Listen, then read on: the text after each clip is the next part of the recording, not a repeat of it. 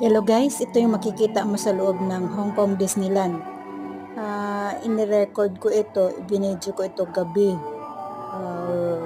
So makikita mo na napakaganda ng surroundings, marami pa ring tao kahit medyo gabi na. Napaka elegante tingnan yung mga ilaw nila dito, yung mga lightings. Maraming mga kabataan na nag-enjoy sa show at kami mismo ginabi kami dahil napakarami talagang tao. So I tell you, ito ang isang tourist destination. Lalo na yung mga bata, naku, nag-enjoy talaga sila.